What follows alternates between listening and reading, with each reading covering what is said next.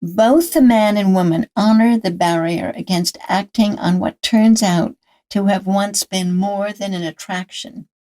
They both love their spouses, and time proves, during the course of this long night, to have raised an effective barrier, though just barely.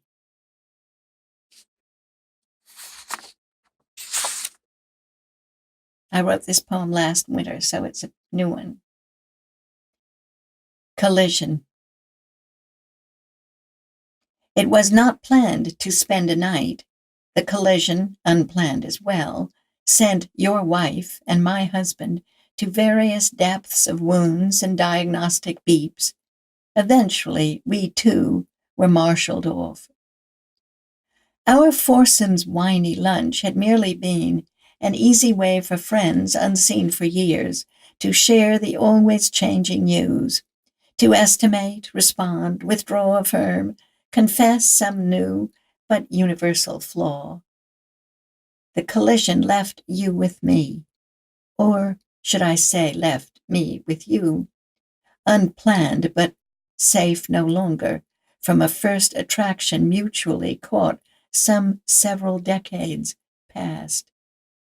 At dinner, we speculated on what food the wounded were refusing in their rooms. I said my spouse was lively and ambitious. You said yours was playful and unafraid. We each expressed appreciation for our own. We agreed we'd both been lucky, but did not say we wished to see each other soon again. Why not? A tone unsought had stirred within, had risen as a barrier to make us shy. Of course we'd share the same motel. Calm, surface, practical, and adult. Share a room, 2 beds? Why not? We said it would only be one night. But my husband and your wife could not hear our stilted talk as you turned the key.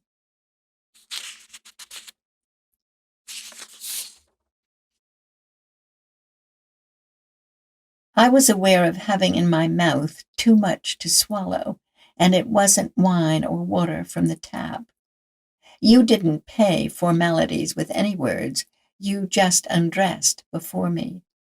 As once, long years ago, arms reached for flesh, we fell together now upon a bed, held each other without words, panting, afraid but strangely unafraid, and beyond the threshold of turning back.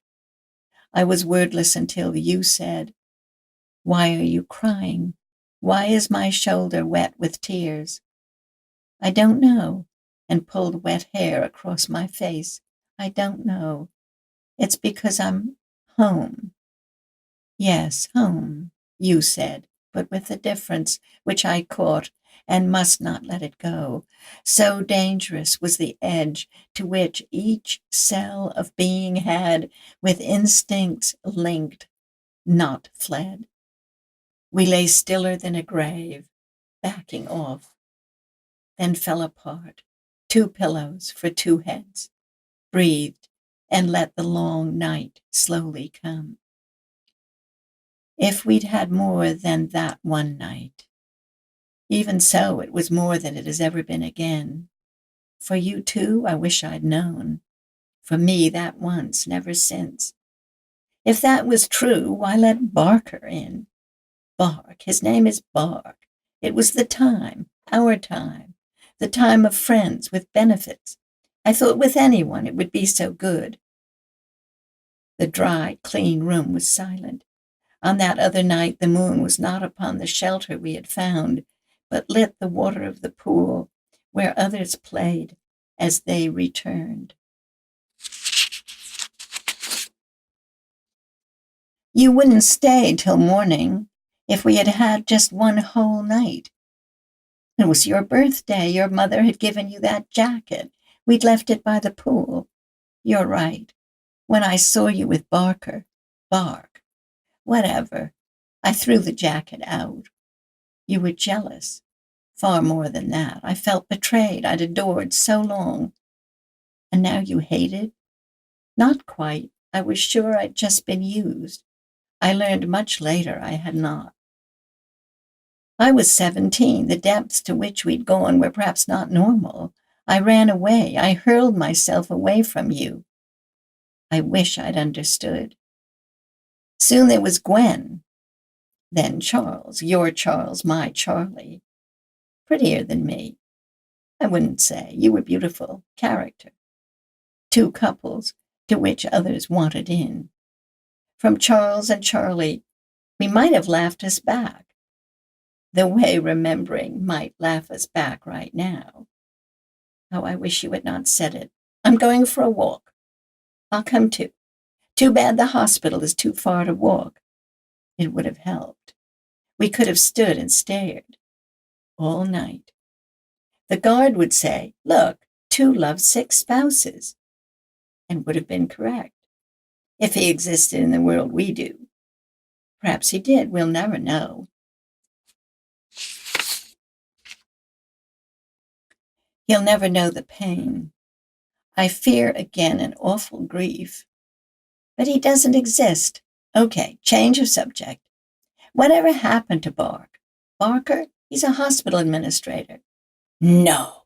You mean he's arranged this whole thing? Yes, and he's the guard. No laughing. I can't stand it. Stop it. Stop. Thank God we're not back in that motel. Shh. Did you hear that? No, I was laughing. Or was I thinking? It was a collision or a car hitting a tree. Well, it was far away or I'd have heard. There. A sigh. Someone's driven away. And the night was very still. No moon made mysteries of the tawdry scene, the lack of trees, the rubbish replacing grass, the long walk in the uncertain dark. Let's go back. Yes, take my hand. 2 pillows for 2 heads. No sleep. You'll always know I love you. Yes, I'll always know, and you know I'll always love you. Was there anything wrong with friends, with benefits? What's the point of yes? It's over now. More Apollo, less Dionysius. We have Bacchus to back us. That's good. Very clean. Works well. I'm going to make it. Will you? Yes, yes, my love, I'll make it. Long, sleepy pauses in the dark. The sadness will make us even better. That's what Chaucer said. Why should it? But it will. I would never ask to suffer. Me neither. Room listening. Car passing. This isn't suffering. It's knowledge we can't escape. We sat. We lay. And maybe drowsed. Dawn had to come.